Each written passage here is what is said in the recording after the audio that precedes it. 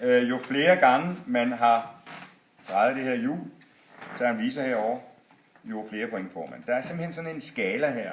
I ser, den starter på 3. Og så efter hvor mange gange man har snurret det her hjul rundt, så er der en skala, der bevæger sig. Der er bare det, at robotten må kun dreje det her hjul 90 grader, så skal den ud i basen igen. Så den må ikke stå her og så køre den her rundt. Vel? Det må den simpelthen ikke. Så den skal tilbage. Den skal tilbage. Den skal tilbage. Og 90 grader, det er sådan der. Jamen det er en... Nej, det er det ikke engang. Nej, det er det ikke engang. Du kan faktisk ikke engang rigtig sige, jo, du kan godt se det, hvis du er meget præcis. Det skal faktisk...